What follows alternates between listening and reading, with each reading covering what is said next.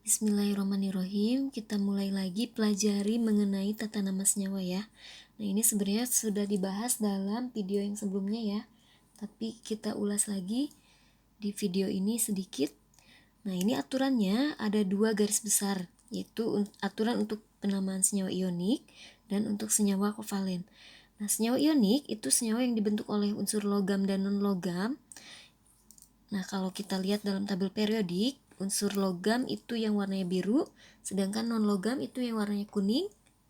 Nah, itu aturan penamaannya itu nama logam dalam kurung muatan tambah nama logam tambah ida.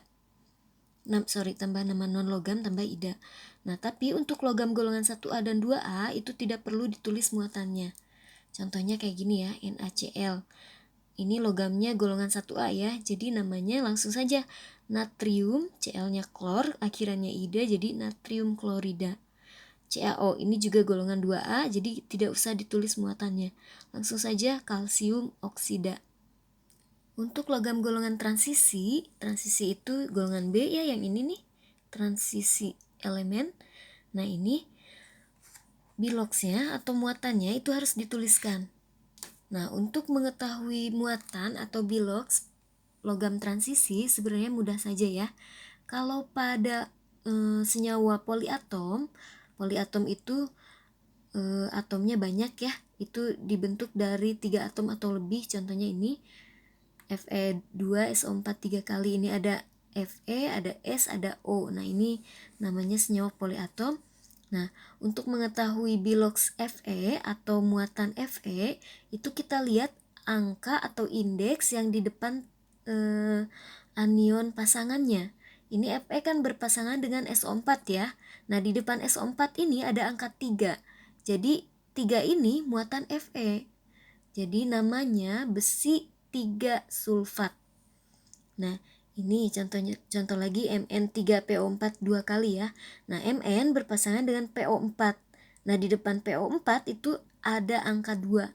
Berarti ini 2 ini merupakan muatan atau bilox dari Mn. Jadi namanya mangan 2 fosfat. Nah, sedangkan untuk senyawa ionik yang diatomik, contohnya diatomik itu 2 atom ya. Misalnya MnO2 yang tadi. Nah, penentuan muatannya atau biloxnya itu dengan cara seperti yang tadi sudah kita lakukan. Nah, tadi kita sudah tentukan Mn itu kan biloxnya plus 4 ya. Jadi nama senyawanya mangan 4 oksida. Nah, kita lanjut ke penamaan senyawa kovalen. Senyawa kovalen itu senyawa yang dibentuk oleh unsur non-logam dengan non-logam. Nah, karena unsur non-logam itu hanya sedikit, kalau di dalam tabel periodik itu tadi yang warna kuning ya. Nah, jadi ada baiknya kita hafalkan saja unsur-unsur non-logam yang sering bersenyawa. Nah, yang ini ya, kita singkat atau kita buat kalimat biar gampang menghafalnya. Contohnya ini ya, Hachinopi, Sopi, ClBri. Hachinopi, Sopi, ClBri.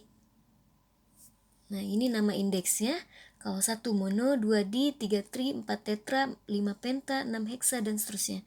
Nah, penamaannya itu harus menyebutkan indeks masing-masing unsur ya. Jadi indeks unsur yang pertama, terus unsur yang pertama, indeks unsur yang kedua, terus unsur yang kedua. Contoh soalnya ini ya. Nama yang tepat dari senyawa N2O7 adalah, nah ini indeks N itu kan 2 ya. 2 itu di.